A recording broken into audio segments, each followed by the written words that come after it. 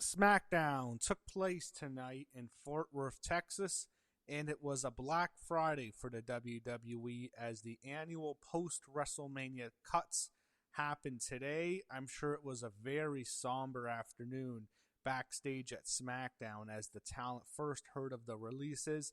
Then, as the show went on, that's when we really start to hear a lot about more names, particularly names on SmackDown that were let go. I'm sure as talent didn't show up, there was a lot of speculation and it got out. And definitely, probably very sad for the roster backstage, hearing that a lot of their friends were cut and they wouldn't be seeing them anymore. So, definitely sad in that regard. Close to 30 names that I've counted so far have been released. I haven't made a video on it yet because I expect to hear about more releases tomorrow. That's what happened last year. And when the initial releases happened, I think around 6 or so was when I heard about it. It was just a Wyatt 6 and a few other names. Zoe Stark, Alba Fire. Wasn't shocked at all. It's who I expected to be let go. Then, as SmackDown really began, that's when I checked my phone and I started seeing names I just was not expecting to see, like Zelina Vega and Aleister Black being let go, then Kairi Sane being let go. I was not expecting that. Some bigger names, and I think there's going to be even more. We're going to find out more. And the way SmackDown ended, the MFT are lucky that they're Samoans, because if they were in any other family, man, they would have been let go. But the way that show ended, it looks like they're being written off television, the MFTs. Anyway, I expect to hear more people losing their jobs. And not to talk too much more before I get to the show off subject. This is a SmackDown review, but these wrestlers, they need to come together. Maybe a union, something needs to happen. Like it's crazy how they just fire people out of the blue like this, and you wouldn't be able to do this in any other industry. Very few industries actually you can get away with this, and they need to come together now. Like, I know the top stars are making a lot of money. It just shows that they've always been selfish, and it is what it is. One day it'll be your name. So wish the wrestlers better come together. But SmackDown did take place tonight in Fort Worth. You had stupid shit with Danhausen to start. Look, Danhausen to me, he's becoming a Santino Marella when he was just insufferably annoying, or a Hornswoggle. Hornswoggle, that's what I think of Danhausen now. I hated Hornswoggle in the last few years. I wanted him off my TV screen. I had go away heat with me. It was insufferable. This is Hornswoggle shit with Danhausen. I can't watch this anymore. So Jacob Fatu kicked off the show. He's interrupted by the Usos. Then the fucking MFTs come out. How did they not get cut? I don't want to see guys get cut, but my God, the fucking nepotism in this goddamn fucking company. They're fucking horrible.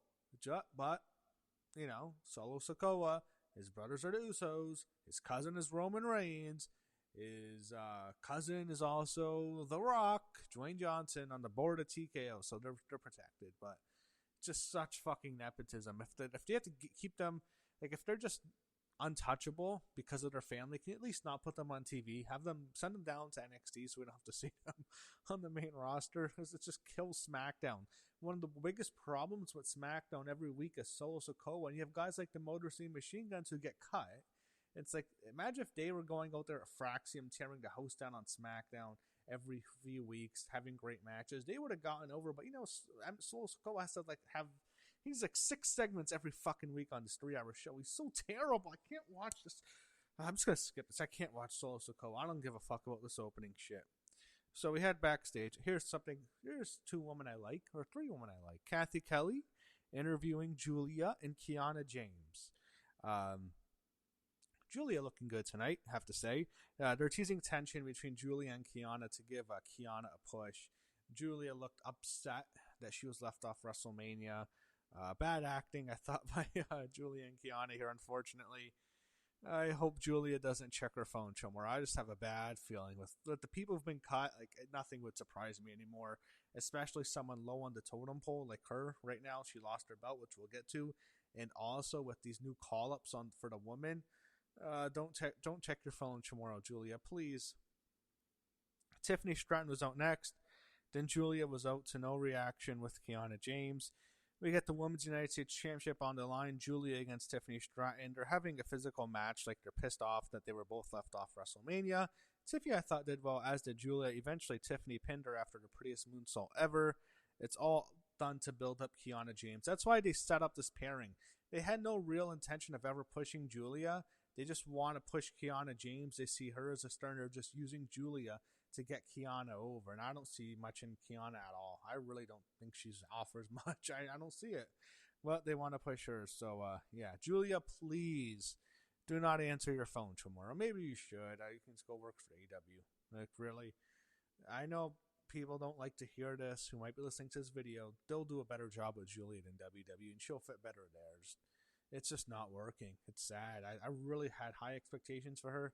It's just not working. I don't know what else to say about it. And the problem is it hasn't worked for a year, and she hasn't gone over. Now the fans are just kind of indifferent to her. And that's a horrible thing because it's going to be even harder for her now to get over with the fans. So, not looking good. And a fucking stupid Danhausen segment. It's like, can we get the Fraxium on this show? Can we get the Guns? Like, if they weren't fucking fired. The fucking Danhausen, The Miz going to his house in Las Vegas. Like, I give a fuck. So, Kathy Kelly interviewed Tiffany Stratton on the stage after her title win. And then we hear Brie mode. And I'm thinking, oh, fucking Brie Bella. Why? And then Paige comes out with her. Look, I don't give a fuck. I know Paige got a pop. I don't care about Paige. I was never a Paige fan. Even when everyone loved her like years ago. I liked her in NXT, but when I started the main roster, she didn't impress me on the main roster. I liked her in NXT when she was women's champion, but she never impressed me, and I kind of got bored with her. And I associate Paige with the Bella Twins and AJ Lee and the Divas era that I don't like. I associate them with Total Divas. That's what I think. I don't want to see that era back. And I'm thinking, why are people nostalgic for this? Like, why? Did you actually think the stuff was good? Like, I don't see anything in Paige. I never thought she was a good promo. Not spectacular in the ring.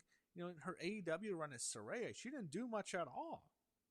I really don't understand the hype with her coming back. I never got it. And I don't care to see her back. And Brie and Paige are out, and it feels like such a 2015 Divas era promo. I'm thinking, why do people like this? Like, what about this? This was a horrible era that we were just waiting for it to end. We all wanted to see Charlotte come up to the main roster, Becky Lynch come up to the main roster, Bayley come up to the main roster, Sasha Banks come up to the main roster. We were waiting for the Four Horsewomen to come out and take over this fucking division from these total divas who we did not want to see, who Nikki Bella was getting all the fucking opportunities. Everyone was pissed off at her. It's like she paved the way. Are you fucking kidding me? She was in the way. She was in the way of making the women's division better. We had to get rid of people like her. Had to get rid of Brie, who was way worse than Nikki ever was. And Paige was never at the level of the other woman who came after her in NXT. We were waiting for them to go, so the other woman can come up and take over the fucking division. I'm mad. Anyway. So she says, it's my house now, as Don Choney used to always make fun of her on the Don Choney and Kevin Castle show, of course. Rest in peace, Kevin Castle. But Don Choney, he would always make fun of Paige. It's my house now. It used to always make me laugh when he would make fun of her. But she did, it's my house now. They want their belts back. It leads to a match being made after Charlotte Flair and Alexa Bliss came out, who seem to have lost a lot of momentum as of late. I don't know. They still don't feel like... It just feels like with them, there's something missing. Anyway, we get Brie and Paige against Charlotte and Alexa. Fatal Influence officially make their main roster debut by attacking everyone in the match. I'm glad they didn't release Fallon. I thought she would get cut. When I started hearing the cuts, I was expecting to hear Fallon's name today. I'm glad she didn't.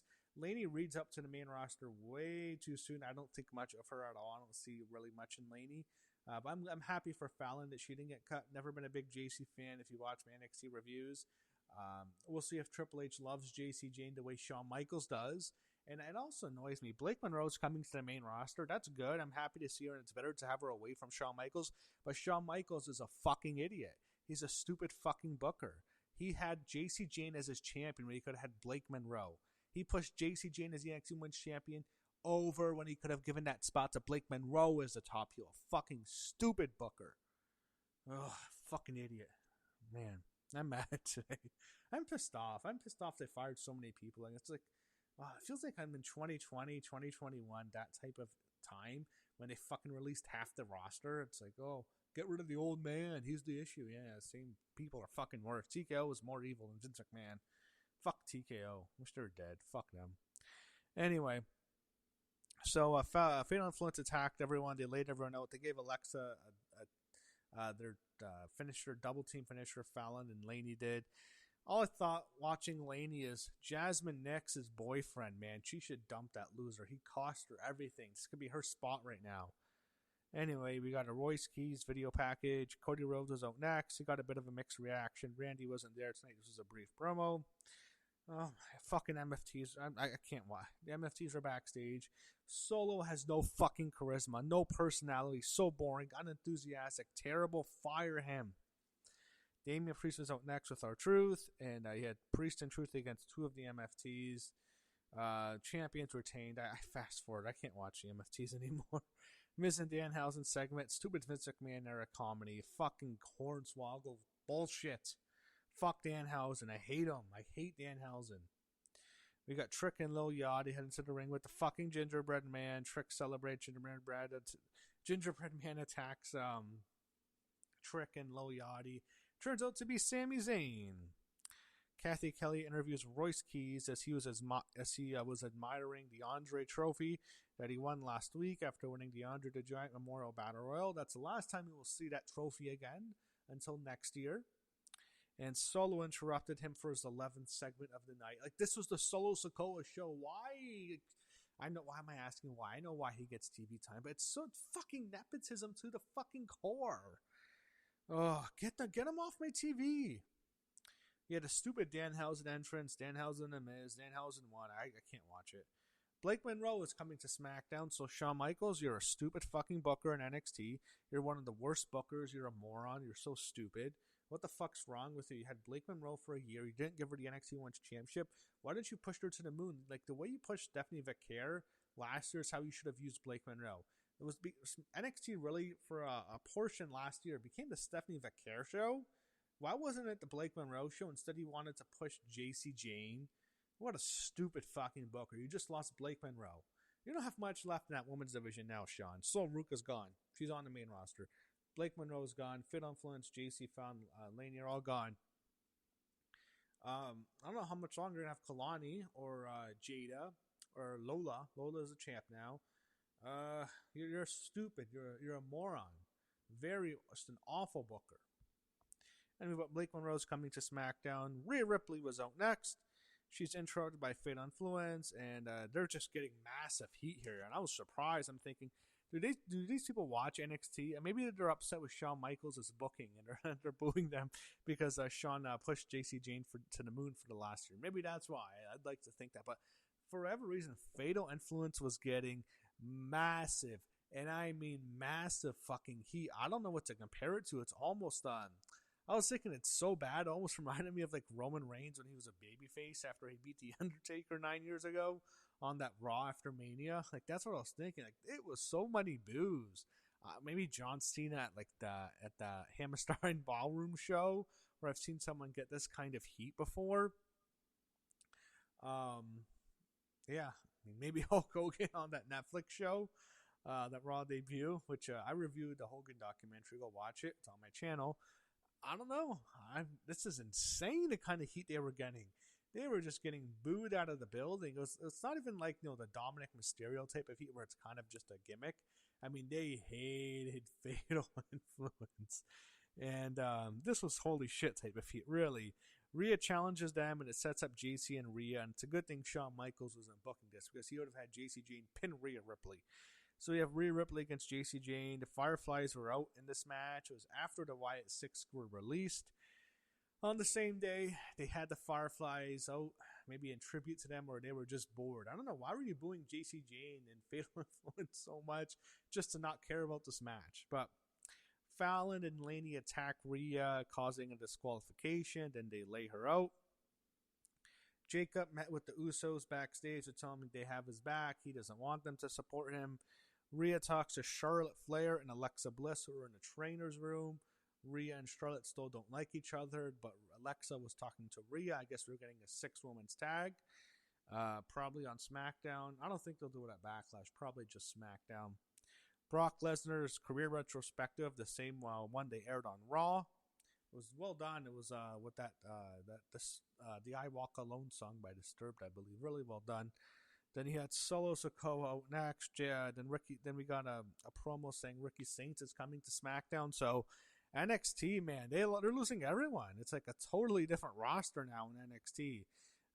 Yeah, it's gonna be totally different looking at it now. But Ricky Saints coming to SmackDown. And then we had Jacob Fatu. He faced Solo Sikoa. Fatu won. MFTs attack him after the match, and Fatu absolutely massacres the MFTs. Used chairs on them, drove them through tables. It looks like they're getting fired. I mean, the way they got demolished by Jacob Fatu, the entire group, how are they supposed to come back from this? I'm thinking, looks like they're getting cut. I think they're getting cut. The way they just got destroyed, but then again, the family that they're in, they're probably not. But yeah, I don't know, unless he's going to have a feud with them long term. But hopefully Tama Tonga doesn't get cut. I wish Solo would be cut, but he won't. But I can see Tonga Loa and JC Mateo getting the axe. Tama Tonga is a possibility. I don't think they'll release Tala Tonga because he's so tall. But Tonga Loa, I think, is a possibility, as is JC Mateo. But that was SmackDown. Yeah, the wrestlers, you need to come together, like unionize, or something has to change, because for them to just fucking fire like 30 people that we know of so far, that's the list is gonna grow by tomorrow. It definitely will. We'll know more names. But for them to just release you after like their biggest show, hey, yeah, fuck you, you're fired. You know what? No, like you can't just do that in any other industry. There's labor laws for a reason. And I live in Canada, but I mean, like, even in the States, like, you can't just do that shit. Like, they have to come together. It's real garbage. It's like, fuck TKO. Like, fuck TKO. That's all I can say after what they did again today. Fuck TKO.